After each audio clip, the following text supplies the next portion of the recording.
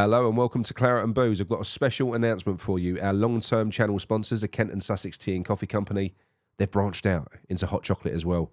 Fantastic flavours. I've sampled them all and we've used them all. They're all lovely. It's 20% off now if you use our Claret20 discount code at checkout up until the 5th of December on everything in the store.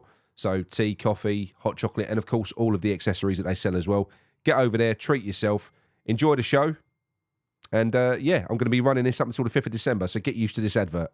Come on, you irons. Hello, everyone. Welcome to Claret and Booze. My name's Nick, still full of cold and looking like death. I might just turn my camera off. And I'm joined by Adam, who you would have seen before, who's also full of cold. Adam, how are you? Yeah, mate. I'm not too bad, mate. Not too the same as you, mate. Full of cold, sore throat. It's just shit at this time of year for it, but yeah, it is what it is. We've got a house full of it. Everyone's ill. It's horrible. I thought I'd escaped it, to be honest, but no, it's hit me last, and it's hit me hardest as well. I'm suffering more than anyone else has suffered. 100%. Yeah, I must admit, mate, it's a struggle at the moment. Yeah. Right, so this video, we're going to talk West Ham. We are going to talk West Ham. Now, Adam, I've known through the terraces for our membership platform for an awful long time. We've done stuff like we've done a 10-day fast together back in May. We got to know each other too well during that. You know, we saw each other's good and bad points during that little exercise, didn't we?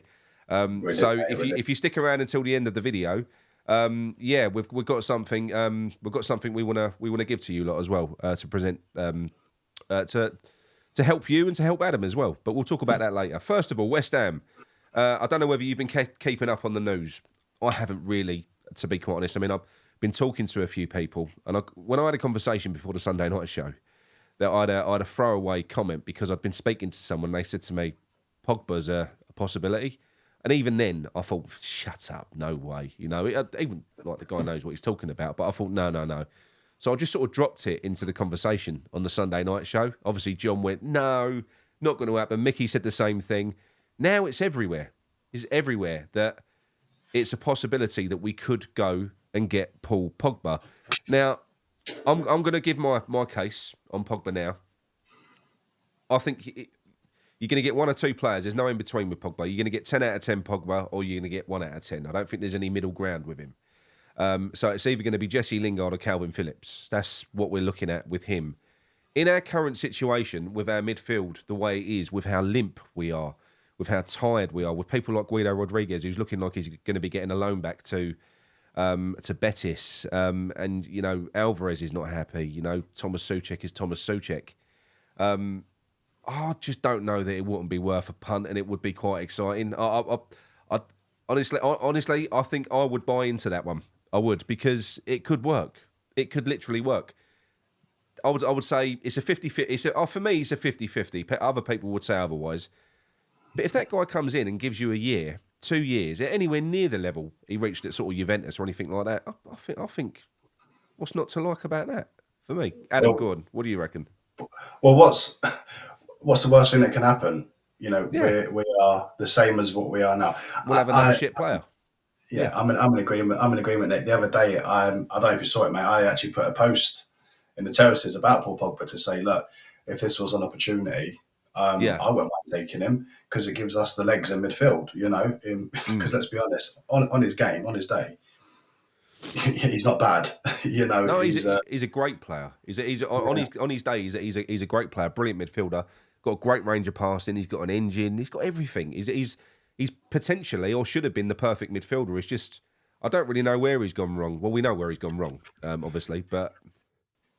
Well, yeah. The thing is, I think with the likes of Pogba, like I say, it could be another Lingard, it could be another Phillips, but at the end of the day, he's not going to cost anything. You know, there's no transfer fee, so you know we can pay him £200. What have we got to lose? You know what I mean? Yeah. And if he's with us 6 months, give him a 6-month deal. See what happens, because I say, you would imagine, Adam, as well. Sorry to cut you off. You would imagine that he's the type of player he is, a profile of player he is, the clubs that he's played for. We could be looking at another Jesse Lingard situation because he'll probably be looking at his next move, which means that he'll see us as a shop window. So again, it's a win-win as far as I'm concerned. He could come in and really give it a go. Yeah, again, what have we got to lose? Literally nothing. We can't be any worse off than what we are in midfield at the minute.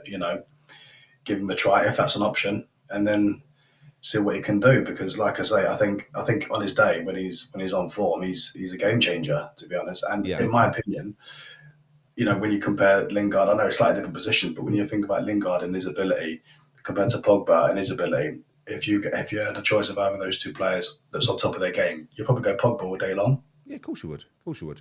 Yeah, he's a top player. I mean, there's a lot of players that are sort of tipped to be leaving in January as well. So obviously Guido was a surprise. He's not going to be much of a miss, I've got to be honest. But it's just a bit shocking, isn't it? When you look at the situation where the new players in particular, and these are not 18-year-old kids, who are coming to a new country, like, I can't settle in. That's not the reason. It ain't the country, it's the club. They've come to a club, they're new, and it's toxic. Fulkrug and Guido. I think that's, I think they've obviously been sold a dream, and that. And I said something yesterday on the live show on the chat, which didn't get picked up. But I just think I'm going to slap Mickey. I'm going to slap Mickey when I see him. Well, these kind of players, I think they just haven't got the fight. It's all, and for me, it's about character. And if they're ready to throw in the towel already because things are getting hard, then let them go. Really, let them go. And if we don't get them replaced, then this may be an opportunity to start bidding in some youth potentially. Which I'm not saying we want to rely on youth, but this season for me, I think it's a write-off already, mate. I really do. It's sad to say because we're only in November, but when Lopetegui came in, mate, my expectations wasn't very high because I think when we was all the same. Well, I don't remember when me, you, Jay had a chat back in pre-season, and at that point we hadn't gone on that spending spree. That period where we signed about 8 players in about 2 weeks. Yeah, I think when we spoke that time, we'd only signed about 3 or 4 players, and I think I said like it's obviously quiet. We haven't necessarily signed players that we need to sign, but I know it's early days. But in terms of the manager, my expectation wasn't very high, and it's not got any better. It's got worse, in fact. And I think it has. I think it has. I think it's been a decline since day one of the season. Yeah, I mean, and that goes to show that the players would have come back from they've had a pre-season. Some of the players was never going to play in the first team, as we know they've been loaned back out or whatever. Some of the players like your Bowmans and Paquetas and what have you, was international tournament, so they got back late. So he didn't have a full pre-season with the players that he really wanted to play. Now, I'm not saying that that's an excuse because you would then try to implement your ideas early doors. And these players that played in international tournaments, your Bowmans, your Paquetas, they're not idiots. They are top professionals. They can pick up a system. Yeah. And the fact that hasn't incorporated, we haven't seen any element of identity whatsoever. And well, the only thing we've seen is it get worse, to be honest. That just proved to me that the players are just not bought into it. They just don't. It's a steady decline. I mean, we've said it before. I think we've seen bad performances. We've criticised tactics. We've done all of that. He's tactically, whatever he's trying to implement doesn't either suit the group of players that he's got, or it just doesn't suit the league. I don't know. But now what you've started to see, which is why we've got worse, is the players losing discipline, not putting the effort in. We gave that example about Wan-Bissaka the other day, the Babbling Irons review, when they picked on his first 10 minutes in that game and him making mistakes, not tracking back, just jogging. The effort levels are gone. The players are not buying into it. So this is not going. That's bad. That is bad. And Wan-Bissaka being a new player to the team as well, you would expect, regardless of. It's a bit shocking. Yeah, where's the professionalism there? Don't get me wrong, they've obviously not bought into Lopetegui. We know that. Yeah. They're not happy with things because he's making them look shit. I know they've got to take some responsibility, but if you're playing players out of position, you can't perform to the best of your ability. Do you know what I mean? So he's not doing them any favours. But you would hope that certain players would have that kind of professionalism about them, that they're going to give 110% regardless. And they've got. I think when you're playing for a club in a stadium, a big club, you're playing for the fans. So I get what you're saying there, being frustrated with the tactics and whatever else. But once you've crossed that white line and you're out on that pitch, if we're making the effort to come and watch you and stuff like that, they should be playing for the badge, playing for the fans. So a lack of effort, I don't think there's any excuse for that, even if the manager is a bit of a dickhead and he's getting it all wrong. There's no excuse for it. Yeah. I mean, the thing is with like using Wan-Bissaka as an example, and don't get me wrong, I think he's a good player. He needs to play in his right position, and I think he will be our best right back we've had for a long, long time. Yeah. But even if you don't want to do it for the fans, which you should never do, by the way, but even if you don't do it for yourself, have a bit of pride. Do you know what I mean? Which yeah. And that comes down to character. I'm not singling out Wan-Bissaka because there's been a lot worse than just Wan-Bissaka. But yeah, I just don't know what's going to happen, mate. No. We know what's going to happen. Sullivan's not going to do anything. That's what's going to happen. No. I think he will, but it's what he does next. So I do think Loppy's days are numbered. The worst way he'll be here until the new year, which would be the worst way, because then that kind of defines the type of manager that you're going to get in, because we'll be down the bottom somewhere at that point. So that you're looking at a different profile of manager then. I think there could be something in the next two games. Soft landing. If you look at Man United bringing in Amorim, his first games against Ipswich, Tottenham have been very good at doing that. Whenever they bring in a new manager, they wait until they've got a decent run of games. I think it's very important for your manager to kick on in the right way. Newcastle and Arsenal ain't two good games as your first games. I think let Loppy take the hidings that he's going to get against them, and then probably that's the right time to move on, because then you've got Leicester. You've got a winnable game. I mean, I totally get why you would do that, because, like you say, you want to give a bit of an easier start for a new manager, just to try to help him create and emphasise on that manager bounce. Yeah. But David Sullivan's an idiot. I don't even think he even realises that. You don't think he'd process that at all? No, I don't. Yeah. I just, for me, I just think now, because if he was going to replace Lopetegui, it would have been the perfect opportunity to do it the Monday after the Everton game. Give the manager, because not all of our players went away. You've got a couple of weeks with the players. And majority of our players, I think, apart from Dinos, I think majority of them stayed back in the UK anyway, our defenders. So work on that. And then, give the new manager a chance to at least try to start implementing something. But because he hasn't done that, I just can't see him doing it until the summer. I honestly think, and for me, if it carries on with Lopetegui, look, I don't think we're going to get relegated. No, I don't think it's impossible. I don't think it's impossible, by the way, but it's very unlikely. Very unlikely. Yeah, it's not impossible. We are.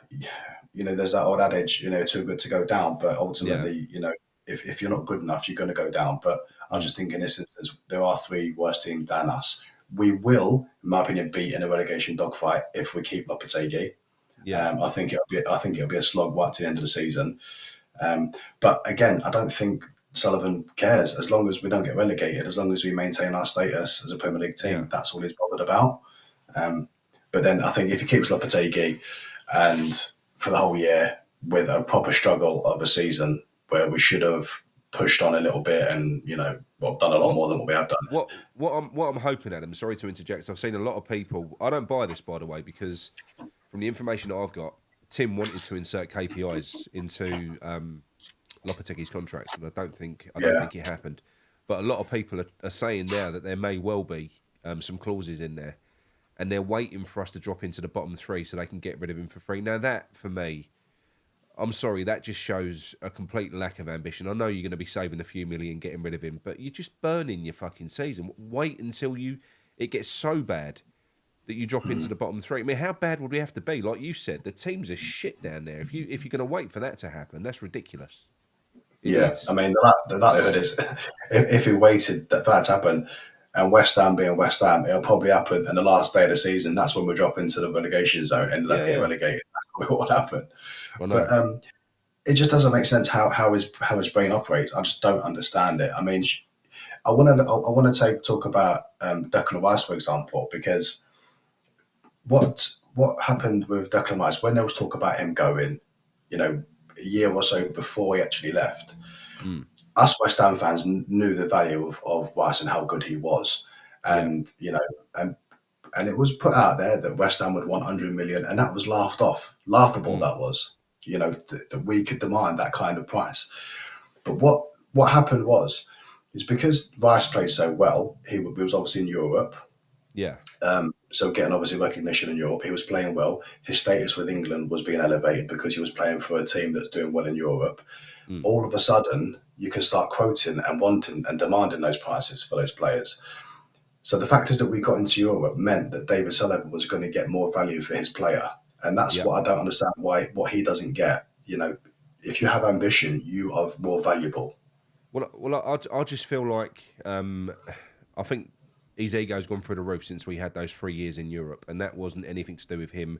With all due respect, it was. You have to give Moyes credit for that because it was never by design. It wasn't, that just seemed to click and it worked, and whatever happened, we ended up, having that run in Europe. And I think Sullivan will feel himself, well, I've done that, I've got the right manager in, got the right players in, it all worked, that was me. So, but do you know what though? Do you know what though, Nick? Sorry to interrupt you there. That period when we was in Europe, especially the second and the third year, that period again proves David Sullivan's lacking of ambition because he was happy to settle for Europa League and Conference League, where actually if he would have played a little bit more, we could have actually achieved more.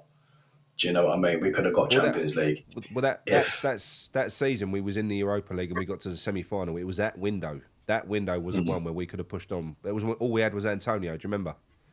All we had was Antonio up front, and Moyes didn't want to. Well, Moyes took full responsibility for it. I don't know whether I believe it because I just think that Moyes was such a company man. That's why Sullivan loved him. He would take the blame for anything. He's like a fire shield, isn't he? Yeah, absolutely. But we missed a trick there. We knew we did. West Ham fans were screaming for just spend a little bit. And we finished 3 points off of fourth that season. It was one win. One win and we would have got Champions League, which is heartbreaking. But again, that just goes to show that, David Sullivan didn't look at the bigger picture. If you're in Champions League, you're attracting better players. You're more because that's completely transformative. If you get in a Champions League, your budget goes through the roof. Then you make so much more money, so much more exposure. Like I said, your pulling power on players is completely different. So. It's that type of thing that it can elevate you. It can transform you almost overnight. You've then got to go and manage it the next season and do what a lot of clubs struggle with. But you can, if you want to make it and you want to start eating at the top table regularly, you can't be unambitious, which is kind of what it is. It's like, oh no, we've got up here, but I'm sort of happy where we are here. It feels like that sometimes. Like the brakes do get applied. Absolutely, it must look at a balance sheet and think to himself, right, okay, I only really want the club to earn this amount because if they earn this amount, I'm only going to receive this amount. Do you know what I mean? Yeah. I can imagine it working like that with him.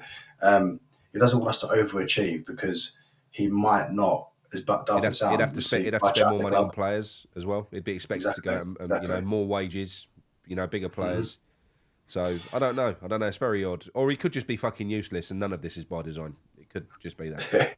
well, the whole Moyes thing, and getting into Europe, we know that wasn't by design. That was a total fluke, and he just rode that wave until it went tits up, and then. But we know Moyes outstayed his welcome. Sullivan should have got rid at the end of the Conference League because at that point we was a far more attractive product than what we are now. And I say product because that's what we are.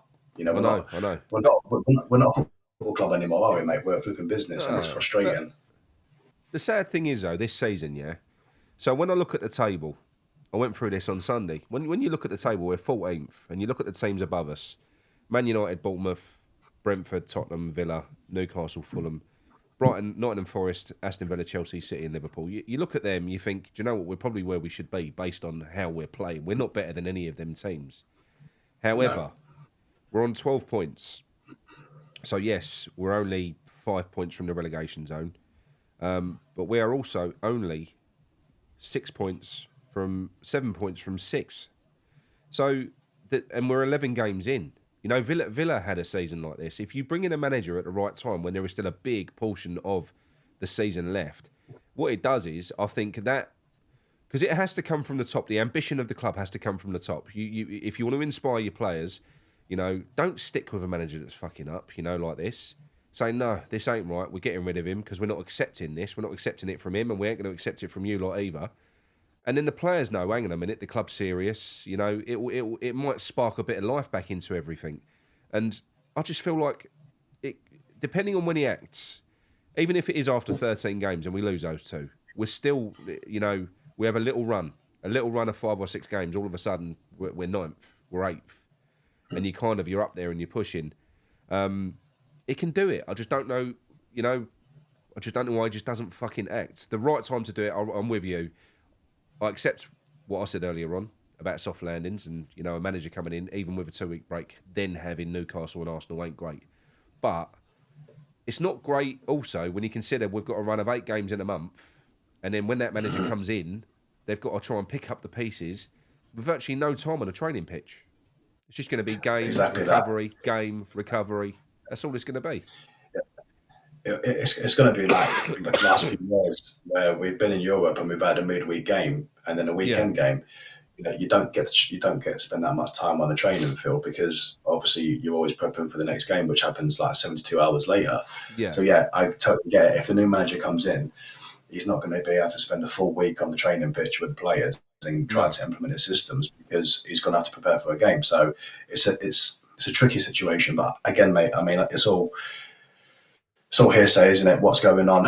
What's he going to do? But generally, I knowing how Sullivan is, and I just don't think he's going to sell. That's sack him, mate. I really don't. And I think it's a waste of a season. We'll see. We'll see. I mean, we've got a rocky little few days coming up. So when we do stop, because we play next Monday, so we play on the 25th against Newcastle. We ain't winning that one. We ain't going away to Newcastle with their pace and getting anything there.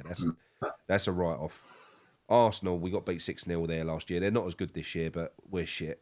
So I do think, and that's on the 30th.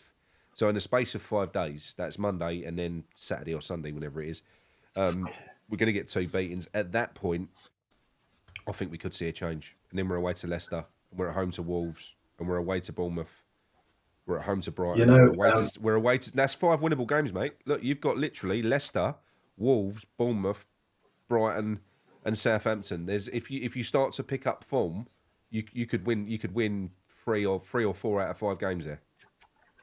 I mean, I think if you look at the Newcastle game, for example, now you know we know because we're invested in West Ham. We know we're shit, and the way we play, we're not a team. We've been appalling this season.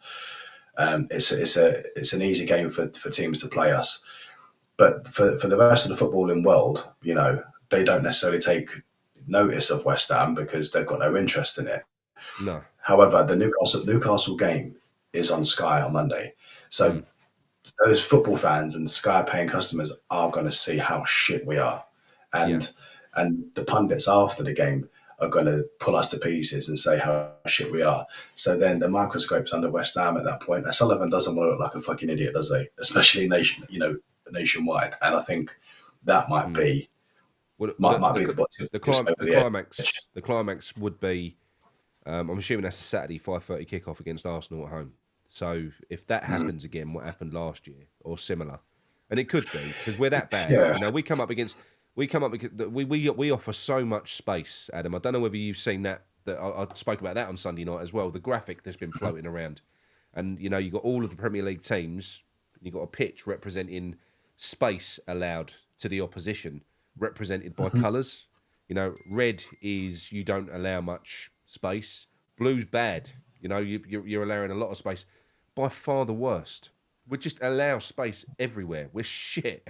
We're like really shit. And it's so bad. So the pitch map, it looks like the fucking sea, does it? Because it's completely blue. Is that what we're saying? It's blue. It's blue, yeah. We just allow space everywhere. It's mad. You know, he's got this idea of this high press that he does, this kind of triggered high press, which led by the forward man. And then all of a sudden you've got these 5 men that are not really committed to the press, but they're kind of going at the back. They're going at the back line of the opponent. Every single time that press gets beat, which means we've got 5 players out of the game. And that's why we always call ourselves Donut FC, because there's fuck all there, because they're part of this stupid press. The other player's really deep and part of the back line. You've got nothing in midfield. Half the time, Wan-Bissaka's part of that press. So, you know, they make a break down that side next to Sadibo. He's got to cover centre-back and the right-back berth. So it's just a complete mess. I don't know about it's you, a mate, mess. but I feel a bit sorry for Todibo, I really do, No, because I I don't. think He's a good player, mate. He's a good player. he is. Yeah, I think he's going to be an outstanding player. Mm. But he's being asked to do the job of two men, Yeah. and right, we're only 11 games into the season, Yeah. and he's been asked to do an impossible job. I know he's not played all 11 games, but he's been asked to be playing in the defence, which is far too high up. He's been asked to play basically two roles. That's right back with no cover in midfield either. You got no midfield. Yeah. You're exposed as well. And he's coming across and being made to look shit like a lot of the other players are. We know Kudus ain't shit, but he's not having the best of seasons. Bowen is a prime example of how little he has bought into Lopetegui's system, because Bowen's been terrible for us. And I thought to myself, maybe Bowen is more, and I said this to you way back as well, that maybe Bowen's more designed for a counter-attacking system. Yeah. However, look at the minutes he played for England last night. Now, I know, obviously, different setup, but England didn't play counter-attacking, and he came on and looked like a breath of fresh air. He looked like the old Bowen.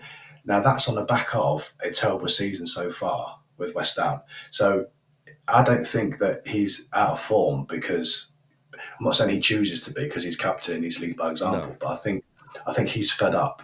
He's fed up, and going away to the England camp has probably just given him that bit of a boost that he needed. And he come on.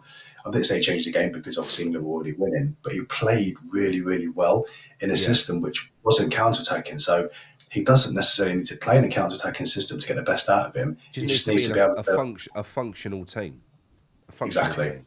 Team. And going back to what we said at the start of the video, and I think a lot of this, players like Bowen, they're ingrained in the team. He's indoctrinated into West Ham. He's part of the West Ham family, literally. For his dad, his father-in-law. Sorry, for his father-in-law. And there's a lot of these players that have almost stuck at West Ham. They've got to make the best of it, and that's why it's a bit of a red flag when you see these new players come in. And they've literally just come in and they've gone fuck this. I don't want to be here. This is rubbish. So that is a red flag. Like I said to you, Fulkrug don't miss Germany. He's 31. He's a grown man. He's getting paid really well. He'd be if he was enjoying his football, he wouldn't want to go back home yet. Do you know what I mean? He'd be absolutely fine. Absolutely. Yeah, the same with Guido as well. And Guido ain't a crap player. He does look crap. He ain't my favourite player, but the way we're playing. If you've got a weakness, it's like Lopetegui goes out of his way to expose it. It's what he does. It's true. I just don't understand, the way. I mean, we've spoken about it, and we've till we're blue in the face. And to be honest, mate, it is getting a bit boring when we discuss, how Lope sets up his teams. We know he's not going to play his strongest 11. We know he's not going to play the players in the right position, because he's going to try to implement something that just doesn't work and is not suited to the Premier League. No, we don't know what that system is, because none of the players don't even know exactly. No one knows what that is. And I do think the communication thing is a problem as well, because whatever that system is, it's complicated as fuck. It is. You've got players switching positions. There's all sorts going on. It's really weird. If you want to get that into the brains of your players, every player has to know their role. So you've got to be a good communicator. A good communicator, that man is not. He's not. No, he's not. He's not at all. He's not got a good record. I know people say, well, he managed Sevilla and he managed Real Madrid. Well, he did shit at Real Madrid. He managed Spain. Bloody hell, mate. Me and you can manage Spain and win the World Cup with the squad that they had. I know. Sevilla, he took over from Emery, didn't he? That was Emery's team, which he done well the year after. But then when he actually put his own stamp on it, they went a bit shit. When he was at Porto, and this is a bit of a failure. If you're at Porto and you don't win anything, you've kind of failed. And he didn't win anything at Porto. I mean, I'm not going to say that he failed, because you think about it, he came up against Amorim when he was fresh, wasn't he? So and Amorim obviously just kind of has taken that lead by storm. Porto were always a dominant force, so obviously Lopetegui being there and Amorim coming through, he kind of bit of an open goal for Amorim, wasn't it? You can imagine. Really was, absolutely, yeah. But no, I just think we're not going to see we're not going to see any change. While Lopetegui's here, you're just prolonging the inevitable. Just get rid of him, start afresh. while there's something to play for in the season. It's all just so miserable, and this needs to stop because, like I said to you, I mean, I did the show with John Kamay yesterday. We had a right laugh before the show, and then you get into it and you start talking about West Ham, and the mood goes straight down. Yeah. And even when you don't want it to, you know, and it isn't like we're angry, we're not ranting, we're not. I just feel like I feel like most channels now, like you know, even me, I'll get you know, you get called hot-headed and knee-jerky. I'm looking at it black and white now, and it's worse when you look at it black and white. It's worse when you look at it in the cold light of day and analyse it, and it's just shit. It's the whole thing is rubbish. The way we're doing this. What do you think is going to happen then? I mean, as a fan base, if Sullivan sits on his hands for the remainder of the season and doesn't make any changes, and it's going to be a dogfight because we're not going to improve as a team because, well, the players ain't buying into him anyway, so he's lost the players already. But what's going to happen with the fans, do you think? Do you think they're going to go into next season and be happy with what's potentially in front of them? I don't think that we're going to see another Burnley again because I feel like the fans have been drained, even of fight. It's almost like apathy is well and truly set in. You know, you've kind of got to be emotionally invested and that kind of, even when you're angry, and that's an emotion. You know, you're hurting. You're fighting. I feel like the fight is gone from everyone. It's gone. It's almost like you've beat us. We're just shit. Fake Sullivan. I think this is like the tipping point, isn't it? I think this is not Lopetegui's fault. I'm not, because I think this has just been on the cards for about 3.5-4 years now. Yeah, you know, it's just Lopetegui's the one that's at the front of the queue at the minute that was supposed to come in and try and change. He sped this up because he's really shit as well. But I mean, but he's not the problem. He isn't the problem. No, he's not. I mean, let's be honest, mate. If anyone offered you slapped £3 million at your feet a year to do a shit job, you're going to take it. Do you know what I mean? I wouldn't walk away either. People that criticise him should walk away. Fuck off. You can sack me and pay me. And then I'm going to go on a beach somewhere. Exactly. So you can't blame Lopetegui for taking a job because anybody would. You blame Sullivan for the man putting him in that position in the first place. Absolutely, it's down to Sullivan. It's not down to him. Look, and as well, Lopetegui has not come here to fail. You know, he's trying. Undoubtedly, he's trying. He is. It's just not working for him. You know, it's almost quite sad because he's really out of ideas. What I mean, the fact he went back to Spain at the start of the international break, I was sitting there thinking, mate, you don't have a holiday in your situation. I couldn't believe that. You need to get back on the training pitch, mate. That's what you need to do. What's he thinking? But that again shows, you know, come down to character and things like that. You know, does he really give a shit? Probably not. You know, because at the end of the day, it's win-win for him. It's win-win. Of course it is. He's going to get paid regardless. And if he does shit and gets sacked, he's still getting paid. I mean, what an industry that is, by the way. Be shit at your job and still get paid your contract. That's unbelievable. That. I know. Well, a lot of managers make a career out of being shit and getting sacked, don't they? You know, it is mad. I do think it's changing. So with the new director of football model and the head coaches being on performance-related contracts, it is different. You know, it's much like in Germany. If managers don't perform, you can get rid of them, and it doesn't cost you a fortune to do so. So therefore, the coaches have got more encouragement to do well. It's almost wrong to not. Because like we've just said, if the manager don't care, if it don't work, it don't work. It's not my fucking fault, and I'm getting paid anyway. That's no good. Exactly. That's not motivating. And the way that we run as a club, where you've got a director of football that isn't able to do his job completely, you know, you've got an owner who praises himself because he gives managers time, which, to be honest, isn't always a good thing. It's actual bullshit. He just doesn't want to pay him off. He only gives them time. He gets put out there as loyalty. It ain't loyalty. Yeah. No, he's just tight as arseholes, isn't he? That's what he is. Arseholes. Yeah. But if you're a manager, West Ham's the perfect job because you're not going to get sacked. You're going to get your money, even if you're shit. You're not going to have to worry about a director of football because he's just a glorified scout. Let's be honest. You know, he's not going to get. So it's easy street really.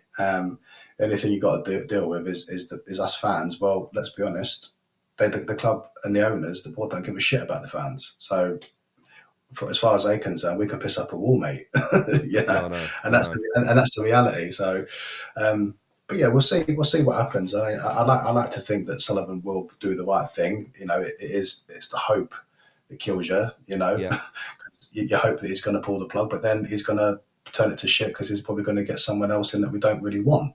But I think you've got to look at the way the club is, mate, and the talk of Potter and things like that, and De Zerbi. De Zerbi, I'd have De Zerbi.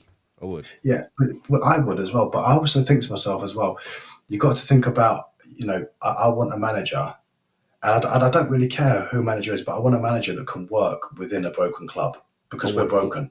Yeah, I'm sold on Allegri. I know not a lot of people are, but I just feel like that. I want somebody that can come in. Bear in mind, I've spent years moaning about, I want attacking football, like blistering attacking, and I could watch what Spurs watch, Ange Postecoglou. I could, and I'd enjoy it. Getting beating teams off the park one week and losing to fucking Ipswich the next. I could do that, but with hemorrhage goals badly for so long, I do think to have a proper manager come into this club that knows how to set a team up, is as good defensively as he is going forward. His teams score more than they concede. It's good both ways. I just feel like it could be a good move for us as well. And he would, for me, I would take Allegri. I know it's not the fancy one. I know everyone wants a young manager. Look, I'd be really excited if a De Zerbi came in, or if a Ruud van Nistelrooy came in. I would. I'd actually be really excited. But if it was me picking a manager now, if it was me, this was my club, I'd be thinking this club needs fucking sorting out. I want a manager that comes in that really knows what he's fucking doing, and I would back him. I'd be like, you bring your coach, you bring your staff in, even your director of football if you want. Bring in your own fucking director of football. We want this. We need this sorted. Sort it out for us. And yeah, that's what I would do if I was Sullivan. I mean, I'm not too clued up on Italian football. So I don't necessarily know. I know, obviously, when Allegri was in charge of Juventus, that they was the biggest spenders, had the best players. So in a fashion, they was always winning everything. But I don't know how, as a club, Juventus were being run. And that's why I could come back and say, we need someone who's worked in a broken club, because you've got the director of football, you've got Noble. These people are not able to do their jobs. Moyes is working in a few clubs. What Moyes has, but again, Moyes. We've got to aim hard in that. We've got to aim hard in that. Yeah, we have to. You can't go back.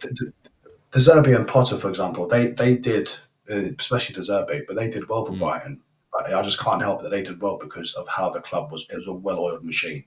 Club, 100%. And so I think that that helped them be able to do what they needed to do to perform as best they could. I don't think that De Zerbi or Potter could come into West Ham and do what they did for Brighton for us, because they're going to be hamstrung with how they want to implement certain things because of our club.